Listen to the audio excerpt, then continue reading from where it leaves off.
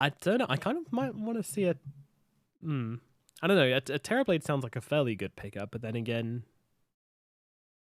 the gap closed from the PA could be a bit of an issue. Remaining.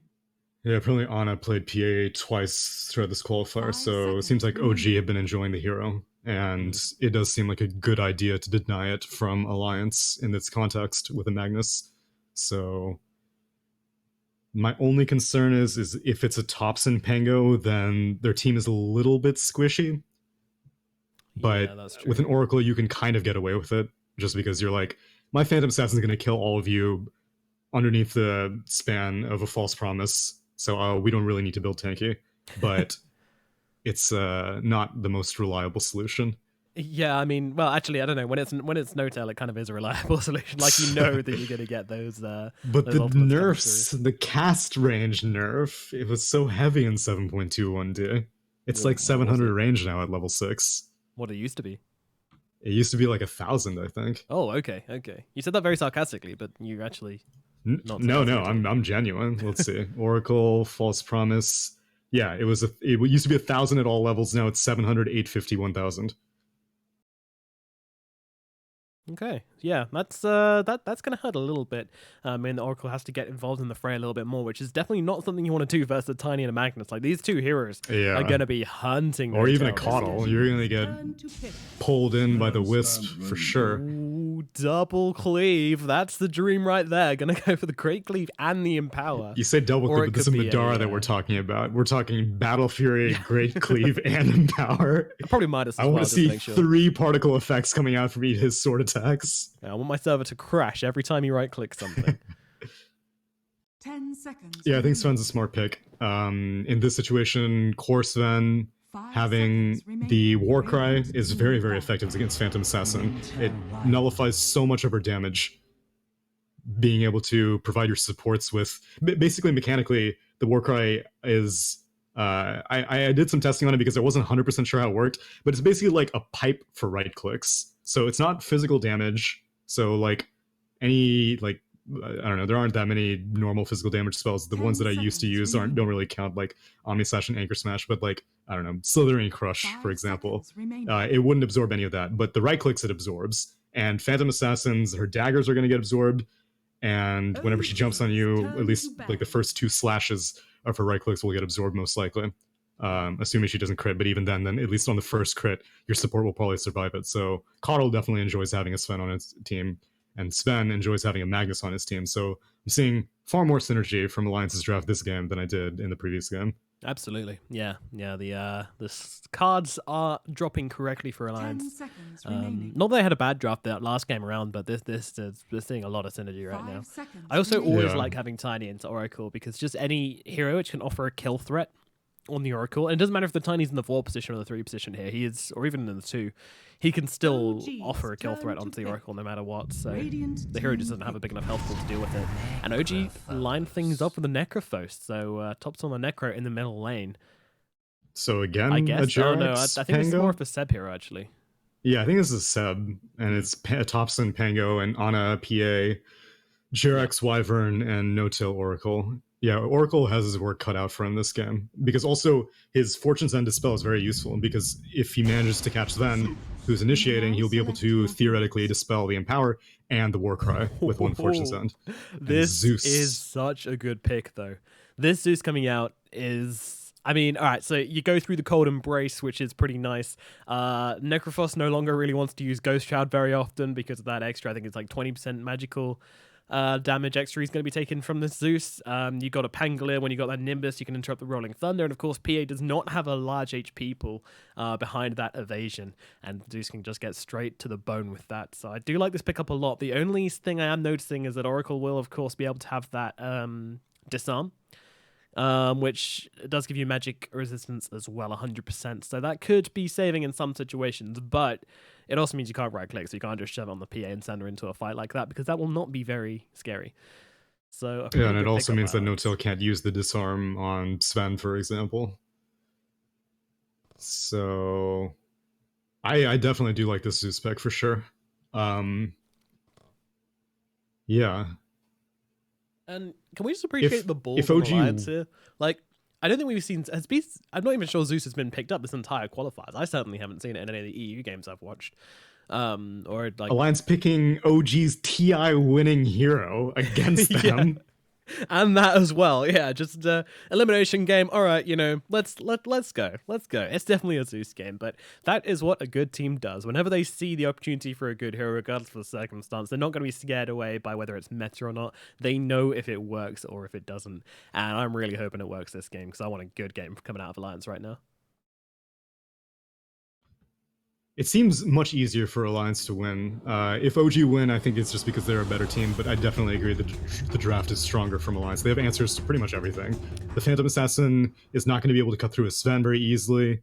The initiation from like Boxy and the ability to attack the backlines of the Oracle is great from Alliance. Their team fight is extremely strong with the Will-O-Wisp and RP, and they have a lot of burst damage to blow through these heroes who, again, like my initial concern was that OG are not very tanky with their Pangolier and Phantom Assassin cores.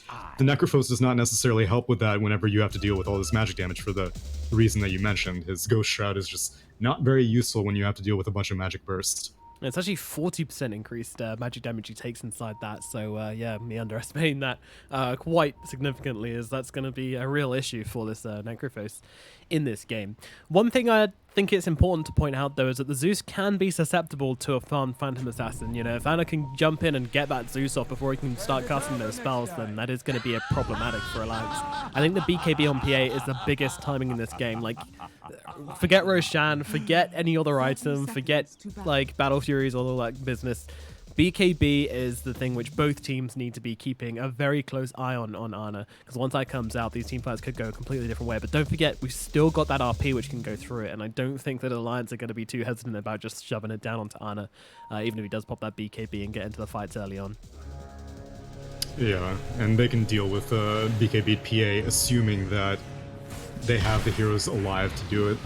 Tiger coming in here. He's got the skewer as well to bring back Ana if he wanted. He actually goes and grabs the bouncy rune. Nicely done. And now a skewer back as well. Ana into trouble. Will Phantom strike himself over to Jerax here, but the right clicks are going to come through, and Ana goes down as first blood is drawn by Alliance. And now the stun out onto No Tail as well. The slows from the high ground from Jerax, trying to slow down Alliance here. Will be successful. And now they're looking for the turnaround as Ana's respawned and jumping into this one. Perch coming out onto Madara here. I think he's going to drop. Oh dear. Alliance, they go in for a little bit more than perhaps they should have, as these 5-second respawns at the start of the game come back to bite them pretty hard. But they did still draw first blood, and that's the important thing to mention down here in the bottom lane, as they are starting off with 3-on-3 right now. So wondering if anybody's going to be switching around, or we're going to stay on an aggressive Chai lane situation. Honestly, it's not that big of a deal for Madara to die, because they did get first blood, and the dude had no mana left anyway. So him having the potential to, come back to the lane, and yeah, it's not great that you die, but he also didn't have any mana regen on him. He didn't have any mangoes, so at least now they have kill potential if they want to go again. So it would not surprise me if they want to keep this tri lane going, just because there's a lot of kill potential for sure. Meanwhile, Boxy just taking the creeps through a little bit of a ride up here at top. Not sure if he's... Yeah, probably just wants to group up both his creep waves and bring them under his tower. And Seb's going to take full advantage of this and bring it over to the creep wave here and try and get both of these lane creeps and the jungle creeps at the same time. Meanwhile, at mid, it's Qualifiers versus Thompson, Pangolier versus the Zeus here. I don't think I've ever seen this mid lane matchup before. He's under attack. I would assume that Zeus does fine, because the disarm is useless and the silence doesn't really last long enough to discourage any last hits. I don't know if it's useless. Like, he's got 1 point in the arc. Oh yeah, actually, I guess if he does get silenced, then he can just throw out the arc lightning, but otherwise, right click. Yeah, I mean, Zeus's spells are like long range enough that even if you do get silenced, the Pango's not going to be able to run away far enough, unless if you use the swashbuckle to escape. So I would assume that Zeus has the edge. Action down here at bottom, Tiger running into him. The Walker going to give him a bit of tankiness as well. Kinda going to get herself away nice and quickly here. Doesn't want to be near this fight. No Tail just throwing out these Fortune's End. What they need down here in bottom lane is level 3 on No Tail, but that's a very long way off in a tri lane. Meanwhile, Sub is hassling Boxy underneath the tower. Yeah, this Heartstopper aura, it's just whittling him down. He's eroding before our very eyes. As rocks tend to do, but yeah, usually not at this rate. And Seth does actually run out of out of mana for the time being, but I respect No-Tail for playing the I want to die Oracle line right before committing suicide underneath the 2-2. Very nicely done. Slow's coming out onto Madara here. No-Tail coming back into this lane as they're jumping onto Insania instead, but there's the war cry going to give them the help they need to survive this one. And Taiga's wrapping around. Yeah, with Madara throwing in the stun as well. Ana could be in some trouble, but the dagger going to pick off Insania. Madara could be in some trouble as well. Taiga does get the wraparound and cancel the south onto Ana. They're going to turn their attention towards Jerax instead, but Madara getting jumped by the Phantom Strike from Ana, and they get the kill onto the Sven. Jerax makes his way away from this one, and OG just plays swapsies, changing around heroes and making sure nobody goes down. Although the blast, Ana? He's still hanging around for the CS as well, so... Oh, what a player. He has Blur. He's got Blur. Oh. He jumps back. Like, this is just Ana things though, right? Like, wildly unnecessary, but immensely satisfying. That is the Ana mantra right there. Beautifully summed up by Tsunami. As Madara just gets back to taking these creeps here. Well, how's it going? 19-3 on Madara, 16-2 on Ana right now. Yeah, I think these guys are just going to keep brawling in this bot lane. I don't really see either of them giving up. It's just a matter of who has more resources between HP or mana pool. And you'd think with the Coddle on your team that you'd have the less mana issues, but the problem is that these... I thought it was he's playing on a razor's edge. Doesn't have much of a choice. It's just constantly in range of this Heartstopper and these Death Pulse as well. If he wants to come in for a CS, it's going to cost him a hell of a lot of health. And Seb, I'm pretty sure the moment Seb hits level 6, this lane is he's over. going. Like, Foxy can't come here anymore, he's just going to die. I don't know. Meanwhile, mid lane, Qualifiers doing very well. Not really surprising here. He does have the... Fairly sure he's got the right click advantage quite substantially here. And as we've mentioned before, Thompson can't really do the whole... ooh, getting very low. Having to pop that wand in the salves. He runs himself back, but does have another one in the pocket if available. Dara taking a fair amount here. I want to see how much net worth they're sitting on here, actually, because Thompson, I think he's been dragging... Yeah, he's been getting quite a few salves sent out to him in this middle lane, I've noticed. So that does put him about 200 gold behind the Zeus at this stage. And, no 5-minute runes bot. Taiga manages to shove Jerax out of the way. Nicely done. And they're actually looking for a kill here as they jump forwards onto Madara here. Is there anything they can do about this? A Shockwave's going to drag Ana off for the time being. Ana's going to turn her focus, and there's that Zeus ultimate. A timely one indeed. Ana in some trouble now. Going to wand himself up. Needs to jump back to Jerax. Jerax is staying just about in range to give his buddy a get out of jail free card as that south comes in. Now gets straight back to laning. Is that Qualifiers just hitting 6 there? Jump forward from Thompson, and now he hits 6 as well. Popping the Rolling Thunder, but Qualifiers just going to run him in circles. Honestly, I'm not thrilled with that Thunder God's Wrath usage, because it's a level 2 Oracle. You do not get very much out of killing a level 2 Oracle. And it's nice, and it probably discouraged OG for pursuing for more, but you saw how low Thompson was getting in the mid lane. Yeah. And being able to do a Lightning Bolt into a Thunder God's Wrath, and maybe like potentially interrupting the cast animation of a Rolling Thunder or something like that, being able to solo kill a mid would have been far more valuable.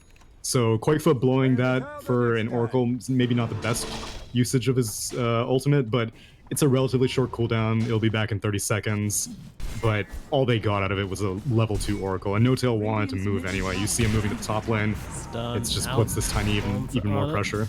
Should be okay. She's got Jerax to jump to her. She needs it, so she's going to hang around and fight up with Taiga here. Doesn't want to throw out the Phantom Strike unnecessarily, because that is Ana's escape beyond if that happens. And there's a stun coming out. Stormhammer in. Skewer away as well into the blast from the Coddle, but still Ana staying alive. And actually Seb turns up and takes down Taiga with that Reaper's Scythe. Ana's still running, not going to die. Is it ever possible to kill Ana as the... Well, there we go. Never mind. Yes, it's very possible to kill Ana. Can't run from heaven. Yep, that's the Zeus coming in. Is that a good use of ultimate for you? That's a good use. That's an excellent use. Tsunami seal of approval.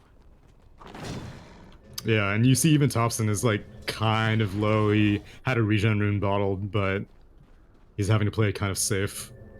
And being able to kill Ana is incredibly effective. Ana now transitions to the top lane, and Tiny gets to breathe a sigh of relief, I thought, but looks like Madara wants to match the pace as he also goes top with his Coddle, and everyone's just swapping lanes.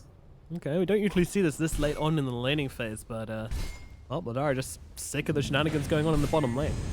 Boxy really wants to get a kill on mid, and now that Swashbuckle's down, it was a silence proc, but I think they should be able to get the kill. First strike, toss, yeah. Taking care of business in the middle lane. And immediate smoke up might have been in view if anybody was watching there, but looks like Tiger and Boxy might have got away with that one as I'll go. Is this a bit of a warding mission from Tiger? It sure is. Yeah, I think they just want to move fast, so Tiny can get down here to defend the tower, and Tiger can place a deep ward in the jungle. Radiant's bottom tower is under attack. I mean, Zeus has his Thunder God's Wrath in 10 seconds. Although Sven cannot TP, so I don't know if these guys can do it alone. How about toss? Jarax happens to get himself away. Doesn't have that much health to work with. They've got the tree throw as well, and the skewer coming in, but he's going to stay alive. He's not going to ult for it. Right, respect. He has an Arcane Rune bottled on Zeus, so he could pop it and have a fairly low cooldown, but again, it's a Wyvern. I don't really think it's particularly useful. Necro, could though. be in some trouble. Toss ultimate quick for brings him down. Seb taken out of the game for 25 seconds. Nearly getting the Wyvern as well. Jarrett's just playing on the edge once again. This Zeus pick is going to be so good. He's so farmed right now. He's 4k net worth almost. I'm just going to take this stack as well. Thompson's coming in to see what's up. He's like, hey guys, what you doing? Anything I can get involved in? The jump forward using that blast from No Tail as well. Comboing up fairly nicely. Just getting himself away. Stormhammer thrown out. It's just a bit of two of them throw in. I don't think there's any real kill threat. No, he just wants to steal this experience. Madar's getting wise to the usage of this Fortune Send to purge off his Warcry, so he's specifically holding it until after No Tail's Fortune Send connects, so it doesn't get dispelled, so it's going to improve his survivability moving forward. So now Seb has taken residence in this bottom lane and is getting the pressure on the tower. No real surprise there. And Boxy did want to try and lane against this, but is now forced back to base as he's run out of mana and running out of health as well as Thompson takes a blast or two from Koikba here. I'm surprised that Koikba's just burning all his mana on this Pangolier as he walks past, but kind of just shows that he's not really looking to go for anything anytime soon. And I like this build as well, just clarity straight into the Void Stone. You don't need mana boots on Zeus. Oh, he's about to finish the Aether Lens, so he's in very good shape right now. I'm surprised that no one's laning bot from Alliance, though. I thought at the minimum you can send the Magnus there. If he dies, whatever, but him hitting level 6 could be so valuable. Just being able to solo RP one person is double damage to your Thompson coming in. Getting a little bit carried away up here as he gets Avatos down by Boxy and Tiger. Yeah, and a DD rune does not particularly synergize with Swashbuckle. Swashbuckle damage is flat, so I don't think he... I don't know what his plan was there, but yeah, that did not work out. That is, I mean, that's a mid lane Pango going down. So not great. Well, he laughs it off, gets back into the game in a couple of seconds, and let's see what else he does. He's really deep into the enemy jungle here. We'll have to blast off No Tail. The No Tail chasing him down. I mean, he's got plenty of Purifying Flames to work with here. Jumping in as well, throwing in that dagger. The blast coming out onto Insania. He's running away. Is he running to safety? Well, Madara's nearby, but I'm not sure he wants to help out so much with flames. That. Yeah, this is when it starts to get awkward. No Tail couldn't close the gap to get another Fortune's End off, so he actually does end up getting quite a lot of health off here. As Thompson now going for the roll forwards onto Koik, but Anna closed the gap as well. Zeus too far forward here, can't get the ultimate off, taken down by Anna. Now they look towards Tiger as well. He's got this RP to threaten if he wants to, but it's not really going to do a whole lot as daggers come forwards, blink forwards, and that crit comes out into the skewer. Take me with you, Sarah. He's now set behind Madara, working onto the Sven as well, and he's just going to get blocked up and thrown down. Anna gets a triple kill in the middle lane. Phantom Assassin has arrived. Wow, that went from bad to worse to worst. Zeus had the right idea. He was trying to turn around to Lightning Bolt and cancel the cast animation for Thompson. The problem is his animations are slow. Boxy comes in, gets silenced so he can't toss to follow up the combo. Ouch. Another one's cursed thrown down. That's position behind, gonna use a Reaper's Start. Not enough to bring down Boxy, and now the RP, nope, cancelled once again. And Thompson does get taken down by Koikba here. That's 500 gold going towards the Zeus. Now stun out onto Necrophos as well. God's Strength also being used as you have a Ghost Trap to work with. He will not as he runs himself away. And they'll just be able to get him out of this one.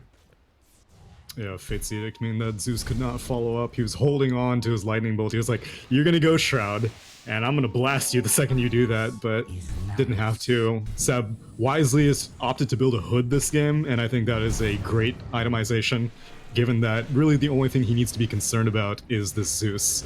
For right now, the Sven is not a concern. Although at one point, assuming that Madara hits level 15, he can get the Stormhammer Dispels enemy talent and be able to purge off that Ghost Shroud. Yes, So yeah, that is so key. But that's yeah, something that he'll need to be aware of. it's a little synergy we didn't really notice before, is it? The Fate's Edict with the Ghost Shroud. Yeah. Nice. And now Thompson. Oh, nice toss. Back. Is it enough to save Quakefer though? It is certainly not. He's going to get brought down. This Urn and Pangolier basically just by himself. Enough to bring down Quakefer there. Is there damage from anybody else coming through there? Oh, actually it was quite a lot from the Wyvern and the Splinter Blasts. So. Zeus is a hero that they need to continue bullying, and Zeus is a hero that Alliance need to put a lot of resources into making sure that he gets farmed. Like, I would prefer Zeus get more farmed than the Sven, to be honest, because I think that Sven will naturally grow bigger and bigger, just because, you know, the hero gets tankier, he's allowed to farm in more dangerous spots, but you need to protect Zeus early on from this kind of aggression. And it's a lot easier for Sven to, like, farm up the jungle, so he doesn't really need that much, like, policing. Whereas the Zeus, like, he basically has to farm the lane, so hopefully Alliance are a little bit more careful about protecting Quakefa, because that was, like, a freebie for Thompson. It just cost a Rolling Thunder. The dude had barely any investment for that. It was just that and the Splinter Blast. Oh, it's quite nice, actually. Well, Jerax is just kind of posturing here. He's got his team coming up behind him as he takes up residence in Alliance's jungle here. And as you say, you know, Zeus kind of looking around, trying to find where to farm as they actually get themselves Thompson here. Avalanche toss combo. Is it going to be enough? Yes, it is. Thompson brought down by Boxy and Quakefer here, caught out in the trees once again. Angler feels just like more like a distraction than a hero this game, to be honest. Sometimes, no, the Avalanche toss gets to Alliance. They managed to find themselves 3 kills in a row down here. There's OG leaking a little bit too much. Now that this is Blink Dagger is online for Tiny, things become much scarier for OG. Pretty much every single hero, I think even Seb may die to an Avalanche toss into Thunder God's Wrath, depending on how low he is. So this is a huge spike for Boxy. It might be enough. I mean, they're fighting up for the rune right now, but I don't think anybody's going to try and kill the other. Though with support coming in from both sides here, it might result in a fight as the lightning bolt's coming down onto Seb here. And Thompson running forwards onto Boxy and finds a cliff to bounce off. Flying around there, the side coming down. Boxy taken out. This is a huge timing as well. 60 seconds dead when he was, as you mentioned, at his peak. And it's going to hurt Alliance for a little bit. Insania just going to run himself away here. Oh. Yeah, Thunder God's Wrath is still on a 30-second cooldown, so it's not super expensive, but Insania... It's okay, you only missed Insania dying. Okay, just going to get back into that one. That was really weird. Everybody just started running on the spot. Disconnected from server. Pedal faster, Valve Intense. Dude, at least you're not getting the servers full. Ooh. My digital auditorium, I can't view a digital game because it's full. It's full, can't get in. Some trouble here in the top lane. RP being thrown as well. And with the God Strength coming out, we'll be able to blink himself away a little bit here, but in comes the... Nope, not enough to survive. The God Strength did hit him, right? It didn't, like, miss because of Phantom Strike. I think he just wandered as it came in. Yeah. He just got HP back. I don't think he missed.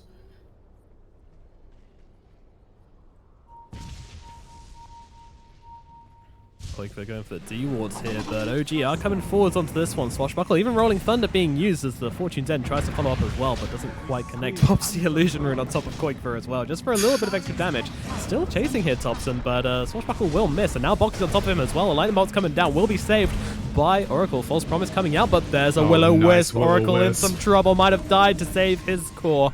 It's worth it, but it hurts. Yeah, and he's not got usually as an Oracle player, you're furious. Oh, he's still chasing. No, will back himself away.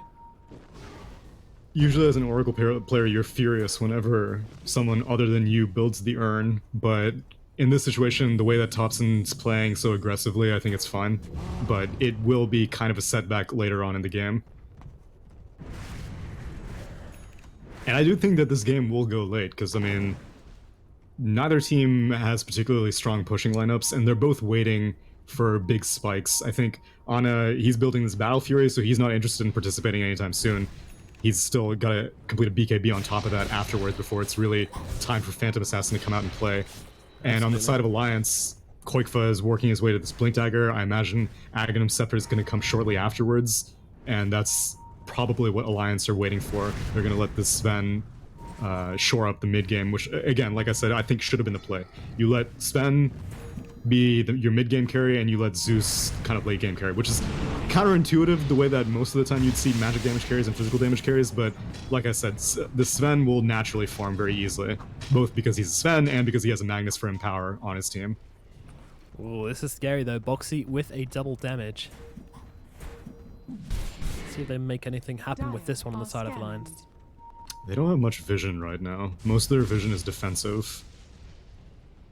But yeah, we might see a little bit of action. 4-man coming out from OG once this Radiance is complete on Seb. And they're actually going to ulti with Zeus just to get some vision here and make sure there's no OG players around.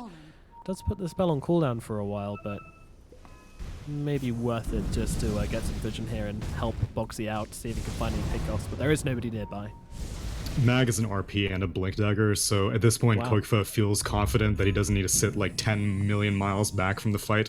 He knows that his Tiny and his Magnus will take the brunt of the focus, so even though the Thunder God's Wrath is down, at least he's going to be in the area to do Lightning Bolts and Arc Lightnings. And they're looking. Yeah, they're looking towards mid. Avatar straight away. No Tail doesn't stand a chance. He's annihilated. Now the Will-O-Wisp coming down with a stun as well, but Necrophos still manages to get the... Nope, doesn't matter. Ghost Shroud will not save him. Thompson tries to roll through, but again, just not enough. Boxy wants to break forwards, but gets cancelled out by the Arctic Burn from Jerax, just holding Boxy back for the time being. But Alliance doing so much with what they've given here. And Madara cleans up these creeps in the middle lane. Oh, they do not want Ana to be able to get out of this situation. No, and he's getting caught out in the trees a little bit here. Yeah, a little bit off the mark there, but Ana, not much to work with, to be honest. They throw down the RP even just for Ana here, and with the Shockwave, they'll finish the job. Phantom Assassin brought down in the bottom lane. Alliance finding hero after hero right now, and they bring the net worth advantage back into their favor as the double damage finally runs out on Boxy, but definitely making fantastic use out of it. Yeah, and I don't imagine that Alliance are going to be able to fight for the next minute and a half or so, so it's not that big of a deal if the RP is spent. For a Phantom Assassin building a Battle Fury, it's absolutely worth it to spend that kind of ultimate. And Bounty Runes, 3 of them going the way of Alliance. Cementing their net worth lead now. Radiant's top tower is under attack. This is good. They're holding it together pretty damn well. Alliance. Yeah, hopefully they can continue these kinds of hit and run tactics. Yeah. Because eventually Jerax is going to get a winner's curse, and it's going to be devastating for whoever Sven is baited into attacking. Yes. But as long as they can keep spreading OG thin and, you know, randomly getting pickoffs from a distance, which is so easy between Illuminate, Will-O-Wisp, and just Zeus's capabilities in general, it's such a minimal commitment that they have to spend to, like, oh, you think we can get a kill? Yeah, you know, I'll toss a lightning bolt. Oh, look, he lost like a quarter of his HP. All right, I'll toss a Will-O-Wisp, and then we'll chain it into, you know, a lightning bolt, stuff like that. And then if we need to, we have RP, we have Avalanche Toss, and we have Blink Daggers on both those heroes. And now 3 of those heroes, as Koikfa has completed his Blink Dagger, and it's just come to him on the courier. OG, they're hunting now. They're smoked up and ready to go. Did you see if the ultimate from Zeus came out before or during the smoke? It was before. He was just using it for scouting, and so... Insania could be instant trouble. The Swashbuckle does miss. They'll have to commit the Rolling Thunder to this one, but they will have enough damage to bring down Insania here. There's a lot of heroes from Alliance hanging out behind them, though. Oh, wow, Box is going in. Whoa, Boxy just annihilating No-Tail as Thompson comes forwards for a CS, though, but Madara popping the God Strength here, chasing forwards. Tiger, he's got the RP in 1 second, but they don't even need it as they bring down Jerax as well on the tower. Also going to be taken out by Madara here. Popping that God Strength and going to town. Up on the high ground. Seb. Seb's actually like going pretty aggressive on this illusion, but I'm actually surprised that they didn't RP that. Yeah, but I guess they don't know where Phantom Assassin is, so maybe it's a little bit dangerous. Madara has taken in this time though, because they've just managed to keep 2 Spirit Vessels on him and a couple of daggers, and Madara is like down to about a quarter HP. That's kind of insane. He has a BKB now, though, so life's going to get a whole lot easier for him. Yep, that's a huge item, and they're immediately looking to make the aggressive plays onto Ana. The avalanche in the wrong direction. Gonna let Ana get out for free. This pesky PA not caught for the time being. It's kind of surprising. He had a haste rune. I didn't think it was necessary for him to pull the trigger that quick. But still, they need to keep pushing the lever, though. I don't think that they can... Perhaps. Yeah. But he has the right attitude. I want him to continue playing this aggressive. I don't want them to hesitate. The OG are have the same idea. Jumping forwards onto Tiger here. They managed to push him back. Qualifier popping that ultimate again for the vision as they bring down No Tail.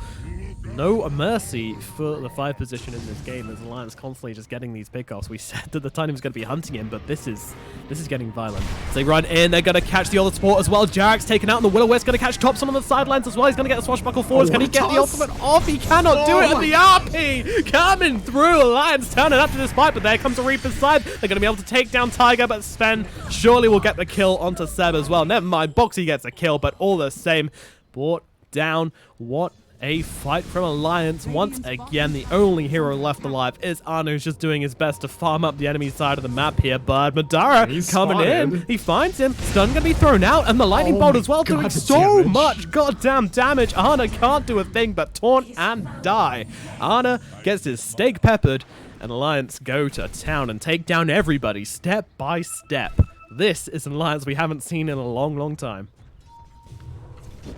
Yeah, the initiation power from them is just astronomical. Boxy just straight yeeted that Necrophos all the way over to the Magnus. He was just like, oh, you have a 1-man RP? Don't worry about it. I got you a 2-man RP right here. Necrophos shows up right next to Pango, and it's just such an easy execution right there. I don't know why OG are playing so aggressive, because, I mean, Ana's not in a position to cooperate, and he is on the other side of the map. But the Pango isn't big enough to go into these fights. It's a mid-Pango with 8k net worth right now.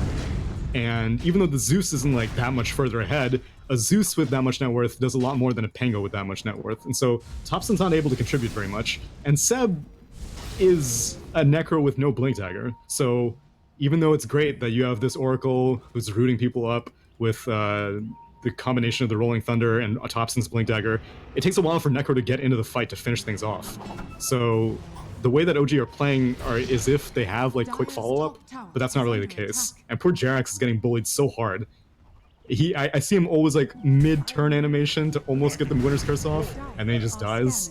Now he has the Yule Scepter, so it'll be a little bit easier, but it's still like so much burst damage. Yeah, the supports on OG just are not having a game right now. I mean, No Tail has been #1 assassination target for Alliance here, and they've absolutely been successful in taking him out. How do they protect these supports a little bit more, though? Because they're just spamming out the Zeus ulti almost every time it's off cooldown to find out where they are, and if they're anywhere nearby, Alliance just jump, and it's so hard for OG to keep them alive, I feel. It almost seems like the same strategy that Alliance were going for in Game 1 with Madara. They're just like, it's okay, we'll use, you know, deaths as a resource and be like, we're throwing away our body, but at least Ana is continuing to farm. And at a certain point, Ana is going to complete his BKB, which is only 100 gold away, and then we can start playing together as a team. Then we can start letting our supports, you know, stay in the back as opposed to be canaries in the cave going high ground and dying instantly. So it seems almost intentional from OG, but at the same time, it didn't work for Alliance in Game 1, and it's possible that OG may be waiting too long for Alliance for Ana to come online, as he's completed his BKB, but Sven completes a Monkey King bar at the exact same time that's flying in on the courier. They don't know about this, but there is a double damage rune in the bottom of PA. BKB, double damage. This might be a time for OG to try and take some fights. But they do have to be careful, as you say. And this MKB and BKB Sven is still much, much stronger than PA at this stage in the game. Although with a double damage rune, that might not be the case.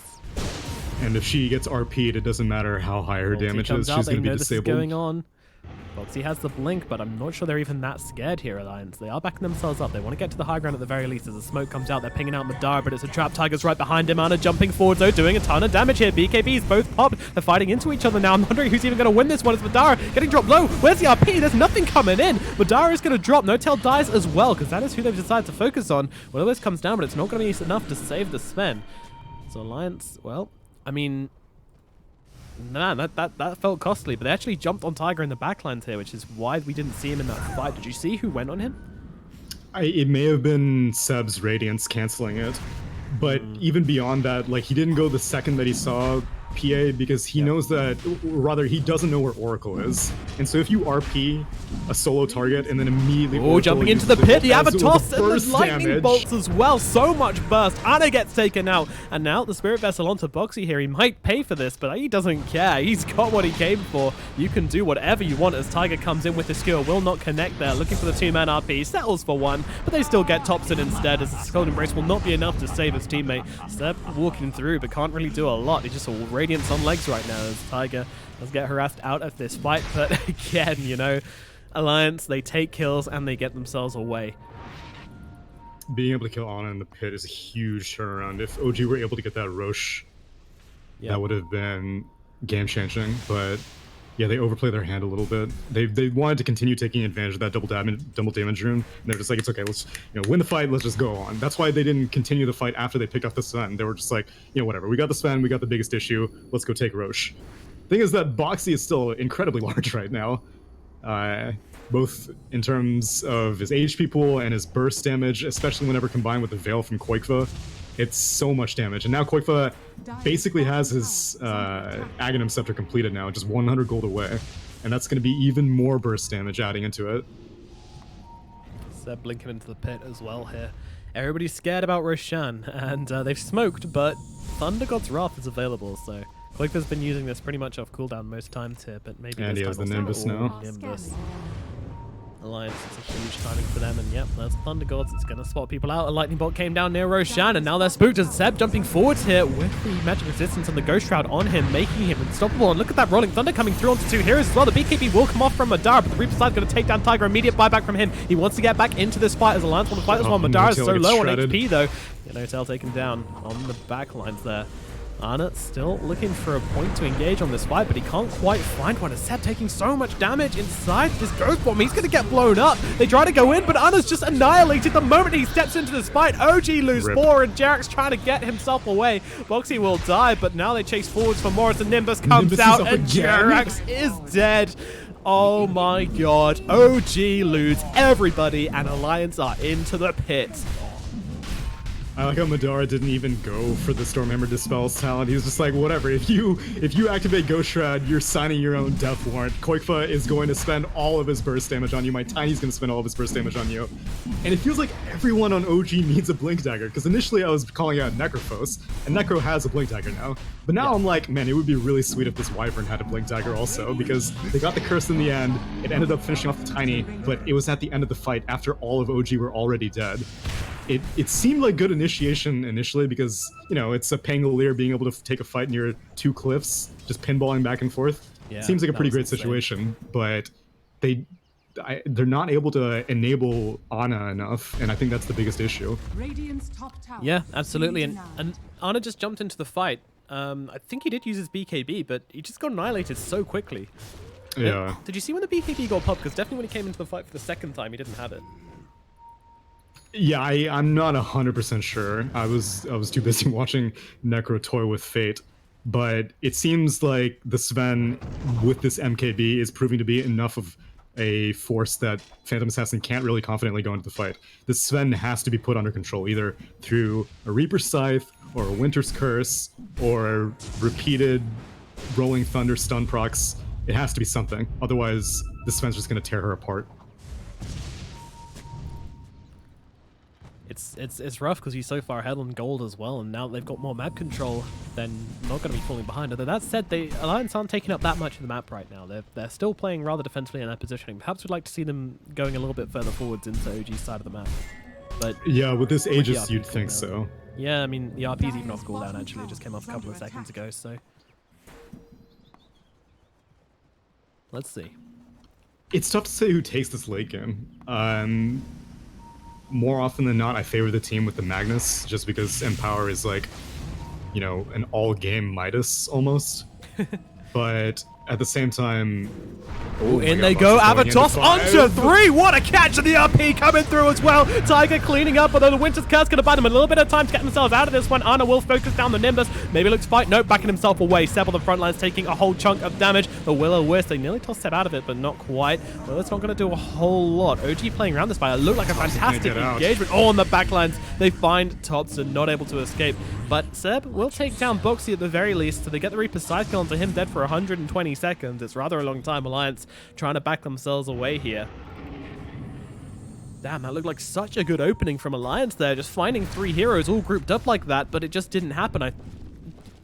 They just I think the Winter's Curse came out immediately afterwards to buy them the escape. There was a false promise used? Well, Oracle bought back, so he it was wasn't caught in the used. initial burst, right? Right, so he went down. But, I mean, what happened was necessary. OG finally got Sven under control, and it allowed OG enough time to disengage. The Will-O-Wisp was not able to follow up quickly enough with, if they managed to get the Avalanche toss RP into Will-O-Wisp, it would have been lights out for OG. But just one component wasn't there, and as a result, Winter's Curse was able to get pulled off, and Sven wasn't able to do any damage for a little bit. Chasing heroes all by himself right now. There's a team coming in behind him slowly but surely, but this is super aggressive from him. Radiant's middle tower is under attack. I mean, by honest standards, it's just another day at the office. That's true, that's true. Does force Alliance back into their base for the time being. I think they just... Tiny's dead, RP's on cooldown. OG feeling their timing right now. Yeah, those are the two things.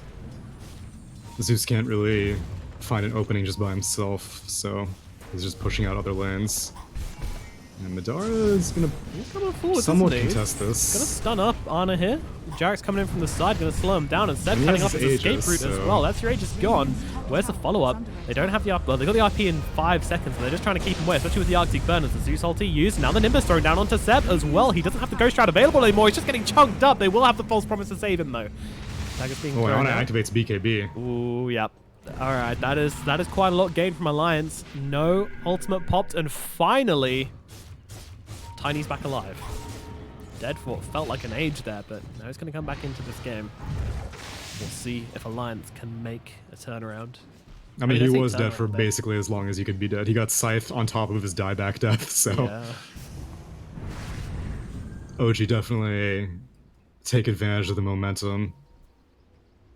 And it doesn't really swing that heavily back in the favor of Alliance now. It's only a 3k net worth advantage. Yeah. Aegis is down, and in theory, OG should be able to claim a lot of potential for the next Roche. They already have one high ground ward near this cliff on the Western Shrine, or Western Shrine for Radiant, so hopefully they kind of maintain this position. They're going to pick up some bounty runes, but I think that they need to make a strong case for the next Roche, which is still a while away. It's still 3 minutes away, but I think they should own the top half of the map.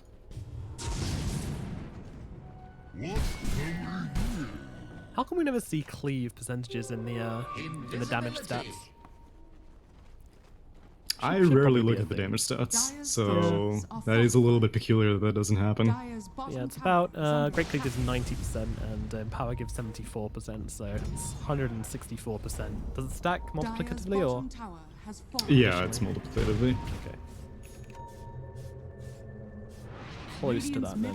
Jarek's, ooh, he was actually casting the Winter's Curse onto Boxy there, and the sad trombone from Jarek's. Very close, very close. Alrighty then, 36 minutes into this game. It's a 3k gold advantage for Alliance. They've been taking fight after fight. I'm actually amazed at how little of a gold advantage they have versus this OG team. They've been winning every fight I think I've seen so far, but haven't been able to consolidate that with a gold lead. I think that mostly comes to they've found Boxy, or have they found Jarex? Who's found who? Boxy jumps forwards, having to pop this BKB as Thompson rolling forwards. You know who he's looking for. He's looking for Quakever, but Quakever's nowhere near here. He's backing himself right the way off as Thompson will blink himself away the moment that Rolling Thunder ends, and Alliance will be able to stop themselves being forced into an engagement, which they don't want here. They only want to take fights on their terms. It's going to be harder and harder to do that now. Jarex has now completed a Blink Dagger, so the chain reaction is absolutely possible now. You've got Blink Daggers on the Pango, the Necro, and the Wyvern, and then obviously Phantom Assassin has their own built-in Blink, so if just one of these sources... Oh man, and Ana might find Koikfa in the top lane. Koikfa's sweating bullets right now.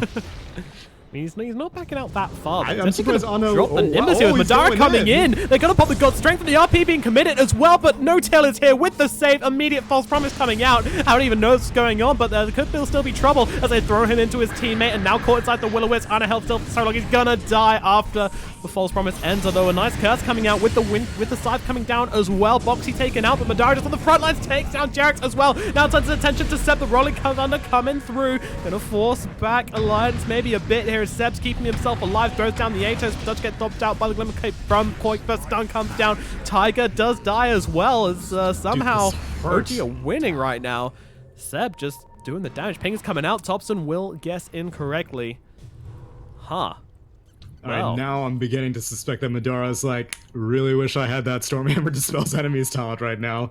Because he didn't go for it? If Zeus isn't able to use his spells, then Necro gets so much HP back because he's under Ghost Shroud and he has a heart and he's, you know, healing from whoever he killed, from Heartstopper Aurora or just Death Pulses, and the dude has 3.5k HP and Sven can't touch him for half the time. So it's starting to swing the other way around. Initially it was great because Zeus was dealing so much damage, but Zeus can't burn through that much damage. It's way too much. Even with 40% amplification underneath Ghost Shroud, it's not enough, especially with the hood that Seb has maintained the entire time. So it's going to be harder and harder to kill this Necrophos. They did shred the Phantom Assassin though, and it was a good call by Koikfa to go for it. He had the initiation, immediately RP afterwards, and despite No Tail's quick reactions, he wasn't able to get enough heals out because even though he's able to save his Phantom Assassin, he can't save himself, and he gets bursted way too quickly. And yet another solid Will-O-Wisp from Insania as well, making sure that even the Wyvern couldn't get too close to the fight for a really solid Winter's Curse. Yeah, that's the absolute key. I mean, you can tell that OG have based this game around trying to jump these backlines here, which, again, this wasn't a fight on their terms, so it doesn't really apply in this situation, but you kind of feel that when they can't do that, Alliance are very much in control of things. But the fact that Seb was able to get so much done in that fight just by existing, just be running at people as Necrophos, is really kind of concerning for Alliance. They need something to deal with this now. Well, maybe a nullifier or something, but again, I don't know. They need a lot. Yeah, nullifier would not be a bad idea. I don't really think anyone can easily build into it though. No. And even if you find him, like if you're able to initiate onto the Necrophos, you need to blow everything to kill him. You need to blow RP, Avalanche Toss, Nimbus, Thunder God's Wrath, and maybe a Will-O-Wisp afterwards. Then you can probably kill the Necro. 3,500 health, you know, the hood to boost up that magic resist, which leaves. And he's going for a Shivas, so he's going to have even more armor. Yeah, it's a tough job, but at the same time, if you don't kill him, he's just going to be sitting on your front lines doing all sorts of damage, and with the 70 attack speed talent as well. He didn't even go for the magic resistance talent versus a Zeus. Oh yeah, that is a little bit surprising. Dire's bottom tower. That's actually very surprising. I don't think that he needs to carry this game. I mean, he does a lot of damage, it's great, but like you said, him just being alive in general is more than enough of a core role as he finds Insania on his side of the map. Keeper for like getting a bit too close for comfort here as Seb will be able to finish him off with the help of Thompson. Even throw him a cheeky little tip as well. Ooh, Jesus, No-Tail really piling into the guy right now with the voice lines and the tips. My goodness. And now OG have so much control of this north side of the map, and it's a late Roche, minute and a half respawn, so this kind of favors Alliance as their Coddle's going to come back, their Tiny's going to be able to respawn, but still, they have so many resources available right now. I saw a gem. Okay, so Thompson picked up the gem. Jerax died at some point, and Thompson was able to recover the gem, so they still have their gem as well, so they can really rule this north side of the map with an iron fist. Smoke up to get the wall down as well. Probably won't be spotted out for a while by Alliance. I mean, Zeus might throw down a Thunderbolt at some point to be able to find it, but until then, Alliance are on the high ground. They want this buyback at least from the Coddle, it seems. Seb, he was just happily sitting on the high ground, completely by himself. Yo, you take that 70 attack speed talent, you better take advantage of it. Certainly is. Yeah, they don't want to push it too much. They know Rosh is available, and at some point, Nimbus actually gets thrown into Roshan just to yeah, give Alliance a vision. They know what's going to be happening right now. Again, you know, Alliance, they kill off the PA. They basically win the fight, but now the net worth is in OG's side. They just have the map control. They're just able to output so much more pressure onto Alliance than Alliance can put on them, even when Alliance had the lead, which is crazy. Yeah, so I'm glad that Magnus just picked up this gem. Hopefully they can start reclaiming some of this map control, and hopefully they do it in time for Rosh. It's just they have to migrate as a team forwards, so Thunder God's Wrath can scout things out. Ping's coming out. They know what's going on. Notel went for a right click on Roshan. That will let them know. And Boxy... He's coming forward. C7 just immediately gets himself out of there. Oh, God, no, nothing to do with this guy. He might get tossed back, or just tossed up. Tossing in place. The dagger's coming out, though, along with the Atos as well. Thompson, he's searching for those backlines. The pings come out onto Koikva here. They know where he is as the God Strength gets popped by Madara. Needs to find a target. They get the stun off onto Ana, but there's a false promise coming down. There's a Winter Scout on top of it as well as they blow up Tiger in the backlines. That's going to be no RP. No buyback available on that mag as Madara comes forward. He knows he needs to get some kills here. Will find the Winter Wyvern, but could be in some trouble. Now stun comes out onto Madara. His BKB's run out, and he's just going to get taken out. OG, they just kind of kill the overextended Sven, and inside the base as well. Well, Thompson goes down because he just chased everybody back. He just chased them back into the base and left the Sven completely alone. And now Sed comes forwards, gets tossed back. Atos is out onto him here. Anna wants to close the gap here. He wants to find the Tiny. Won't be able to get deep enough for it though. I think the best part of Ana OG, I mean, Magnus is dead. If they get a Magnus buyback, then they'll back off, but I mean, you see how useless they are without an RP. They just... There's no Ooh, Avatos on the back lines. Can they finish off Notel in time? Yes, they can. Nimbus, Avatos, it is going to be enough. Anna running forwards is dropping to about half health here, but, well, getting himself right back up again as Boxy getting low here. Needs to be careful. Toss is up, throwing him back to his teammate, but Boxy's going to die. In there comes the RP. They've got Anna held still. Buyback coming out from Sven as well. They will be able to take down Anna. Now they jump forwards again. Seb going to get the TP. No, he's not. Avalanche tosses it, and they bring him down. Seb is dead. Alliance take themselves 4 kills. OG once again getting complacent. I was fine with them taking Raxes. Them going for kills, it seemed to be like a good idea, but Magnus's buyback, I don't know. Oh, Magnus didn't have to buyback. That's even better. It was just a Sven buyback and a tiny buyback, which is not great. It still costs 2 buybacks. Oh, as you carry, but you get Rosh. Yeah, exactly. You get Rosh, you get Cheese. More importantly, OG do not get Rosh, and they're not going to get the Aegis, they're not going to get Cheese, and I think that's more important than really Alliance claiming it for themselves. They do lose tier 3, but this is swinging back the other way now. Yeah, Alliance are back into this game at least. But what can they do with this? It's the Aegis, this is the Cheese. One complaint about Alliance this game has been their inability to put enough pressure onto OG when they are ahead. They've been making the plays, but they haven't just been making OG scared. OG have been in control, I felt like. I want to see that change from Alliance now. Yeah, hopefully now that they've claimed both the gems, as Thompson died with the gem. Thompson's plan was smart to be able to, you know, drive everyone out, but him losing the gem is a pretty significant setback for OG, because like you said, they were able to take control so heavily, and it's because Alliance, you know, had no vision on the map whatsoever. Now they have their own gem, and they have OG's gem, and you're going to see basically the mirror image of what happened. Now Alliance are just going to park themselves on the Cottle. Sorry to interrupt. Oh yeah, wow, he's really formed. Dude is big, and that's a satanic on Ana. Scanning. Anymore? Not really. So they have 3 wards posted up. Obviously, Notail is going to be like, well, time to spend a bunch of sentries. He's got 4. He's not placing any, actually. Maybe they think they can find a kill? Or maybe they just want to protect Ana? But let's see. Foxy Invis needs to be careful. Doesn't want to get caught out here. That would be bad. You do have to buy back after all. Well, I'm shocked that Notail didn't go for any sentries in his jungle. By the way, I want to point out this plus 0.8 heart stopper on the Necrophos. Usually we see the minus 2.5 second death pulse cooldown. Gives a heal and a bit of damage, but the heart stopper is a choice this game. Any particular reason for that?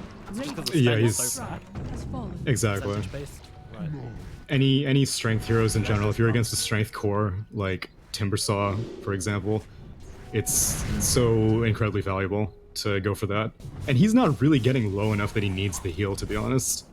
He's, you know, cruising around at like a quarter HP. He just kicks in the Ghost Shroud, lets the heart regen do the rest of the work. So I definitely think that Heartstopper is a pretty smart choice for this game.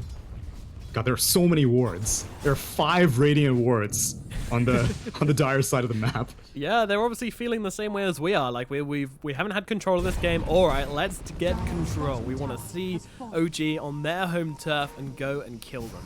They did take this bottom tower here, but OG have they pushed just the get a lanes huge in pretty spike. Koikfa completes a Refresher Orb, and Sven completes an Orchid, which was very close to being a Bloodthorn. Yeah, I thought he was going for the crits, but Madara going for the control up instead, and that will give him True Strike onto Ana, so well with the crits. And I think chances are he's probably just going to use it to discourage Winter's Curse or Fortune's End, because he already has the MKB. Yeah, he's the only person right-clicking, so I think he's the only person interested in actually attacking Ana. But if he's able to jump in and he's able to like throw out a Winter's Curse, then he doesn't even need to worry about this Aeon Disc, which is now completed on Jerax. Because previously it's like, I gotta go on Jerax. If I don't get Jerax, then, you know, my entire BKB duration is gonna be underneath this Winter's Curse. So at least this gives him a way of shutting him up. Granted, Jerax does have a Yules, and Oracle does not have a Yules, so maybe he's gonna use it on Oracle.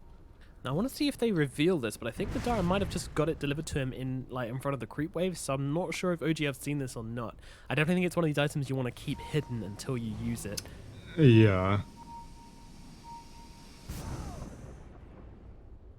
Alliance, it's a very tense point in this game. Alliance are at such a pinnacle. It kind of feels like if they can't win this major fight, is at stake. Yeah. Alliance are 1 game away from being completely eliminated from these qualifiers, and less than a 1k goal advantage at 47 minutes into this game. How on earth is this next fight going to play out? I don't think there's any possible way to know except to sit and watch these two teams face each other off. This is so unfortunate for Alliance, though, because they posted up all these wards on the dire half of the map, and OG are like, that's fine. You can have that side of the map. We don't care about it. We just care about your side of the map. Yeah. And as a result, Alliance have all this vision, and none of it is useful. Here we go. Smoke is up. Alliance looking for the plays. Boxy leading the charge with that Shadow Blade. Going to see his smoke drop. They know exactly where they are. How do they take this fight? Well, Observer on the front lines. Avalanche toss. Can they bring down in time with the toss charges? But no, the false promise is going to come out from No Tail. Now the back lines. Well, Ana jumping onto the Tiny here. Can he do enough damage? It doesn't look like he can. But there's a huge RP onto 3. Can they follow up? Do they have the damage from the Sven? I'm not sure they do. They got to control up with the Winter's Curse as well. Sven held still, Ana still alive, jumping into the double nemesis on the backline and healing himself right back up to full HP with that Satanic. Tiger brought down. Sven can't find a target. He can't do anything. His Aegis runs out as well. Oh, Madara. It feels so bad. Alliance go for a huge play, but it's absolute carnage as they're still hunting for more as well. Insania tried to escape off the backlines, but it doesn't happen. Alliance buying back, but they've got no buyback on their Sven. They have no buyback on their Tiny. OG may just go for tier 4s right now. Seb running himself forwards. How do you lose nobody in that fight? Great support play.